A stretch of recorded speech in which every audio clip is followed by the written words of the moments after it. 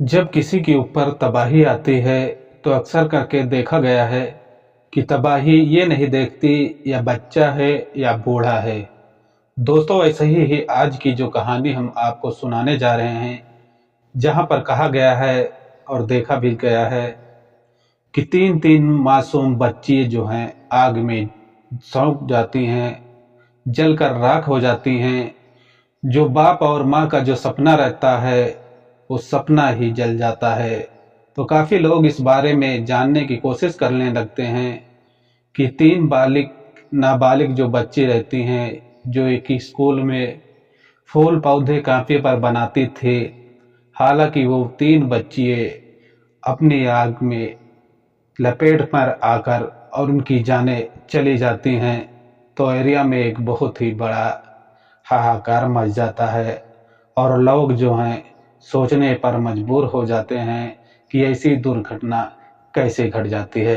तो दोस्तों, आज की जो सच्ची घटना निकल के आ रही है, इस कहानी को अगर आप सुनोगे तो आप काफ़ी चिंता में पड़ जाओगे और इस बात को आप कल्पना नहीं कर सकते, क्योंकि कहानी जो है काफ़ी दर्दनाक है। तो आपसे रिक्वेस्ट है कि इस कहानी को आप आखिरी तक ज़रूर सुनना, और चैनल पे पहली बार विजिट किए हैं तो चैनल को लाइक और सब्सक्राइब ज़रूर कर लेना। अगर लाइक सब्सक्राइब करते हैं तो थोड़ा हमको भी मोटिवेशन होता है और अच्छी कहानियाँ हम अपने चैनल पर लाने का प्रयास करते हैं। चलते हैं दोस्तों, देर न करते हैं और कहानी को समझने की हम कोशिश करते हैं।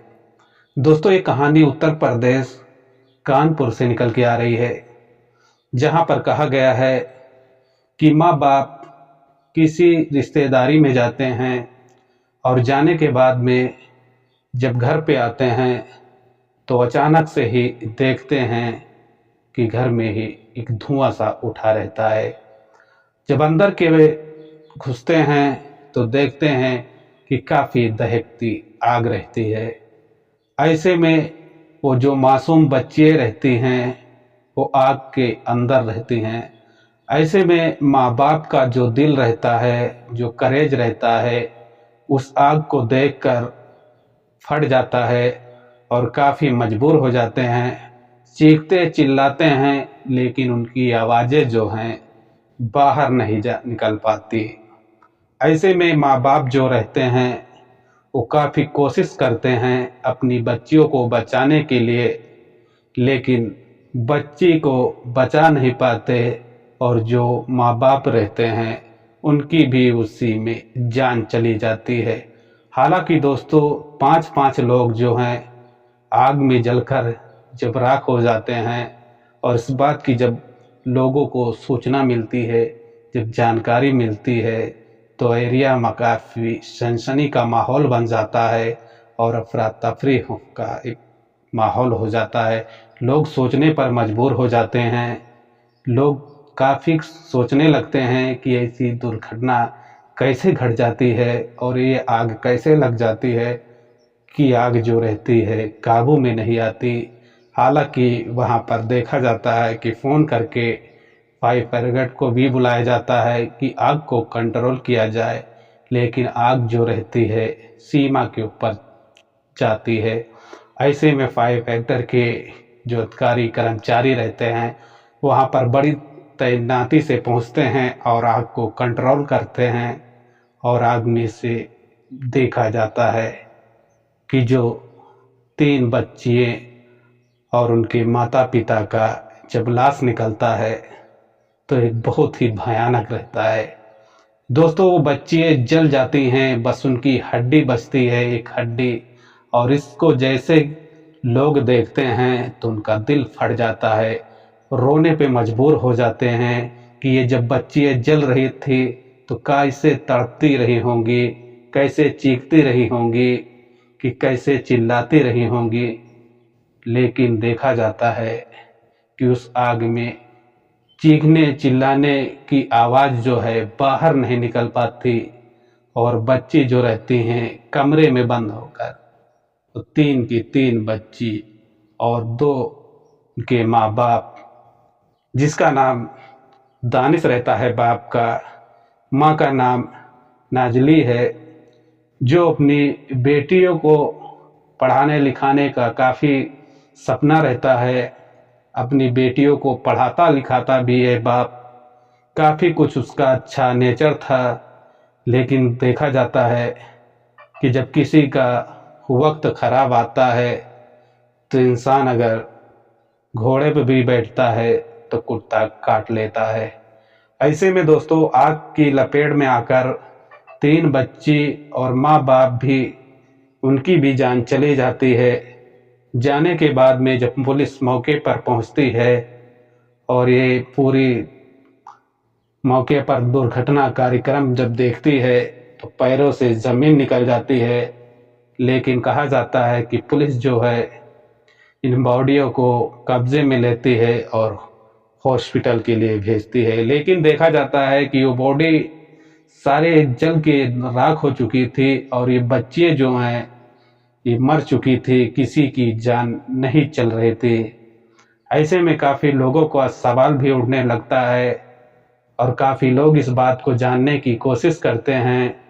काफ़ी मीडिया कर्मचारी जो वहाँ पर पहुँचते हैं तो कुछ लोगों से बातें करते हैं, जहाँ पर देखा जाता है कि दानिश का साला भी मौके पर पहुँचा था। जब उससे कुछ बातचीत की गई थी तो बातचीत के दौरान पर बताया कि हमने अपनी भांजियों का बॉडी देखा हूँ तो उसकी बॉडी में खाली हड्डी ही हड्डी नजर आ रही थी, एक बहुत बुरी तरह से जल गई थी।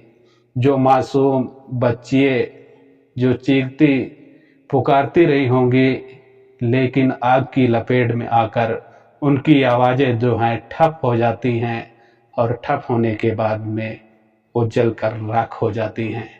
ऐसे में कहा जाता है दोस्तों कि जो मोहम्मद दानिश था एक बहुत ही नेक इंसान था, जो कहा जाता है कि ये दोनों मियाँ बीवी अगले साल हज भी करके आए थे और अपनी ज़िंदगी में दोनों लोग काफ़ी खुशहाल रहते थे। जैसे कि उनके पड़ोस वाले ने इस बात की जानकारी दी है कि पति पत्नी ही रहते थे, लेकिन जैसे कि एक दोस्त के जैसे रहते थे, काफ़ी अपनी पत्नी से प्यार करता था, काफ़ी खुशहाल ये दोनों रहते थे।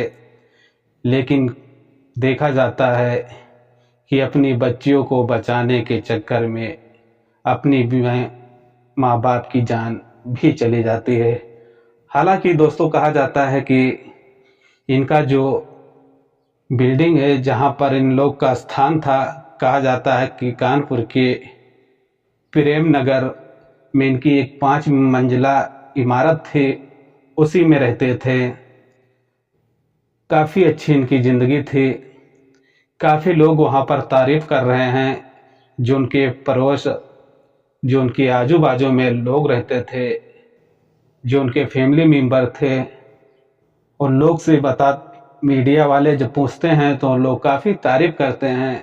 और तारीफ़ के साथ साथ कहा जाता है कि ये काफ़ी अच्छा इंसान था मोहम्मद दानिश, काफ़ी लोगों की सपोर्ट भी करता था, किसी से आज तक कोई लड़ाई झगड़ा नहीं था, एक सीधा साधा इंसान था। लेकिन कहा जाता है कि अपनी बच्चियों को बचाने के चक्कर में अपनी बीबी और अपना भी उसी आग में झोंक कर उसकी भी जानें चली जाती हैं। हालांकि दोस्तों देखा गया है कि इसमें 3 लड़की थी, जिसकी उम्र एक की 17 साल थी, दूसरी लड़की की 11 साल थी और तीसरी लड़की जो थी 7 साल की थी। 3 मासूम बच्चियों की इस आग की लपेट में आने के बाद में जब जान चली जाती है तो एरिया में एक सनसनी का माहौल बन जाता है। लोग इस बात को जानने की कोशिश करने लगते हैं कि हादसा कैसे हो जाता है।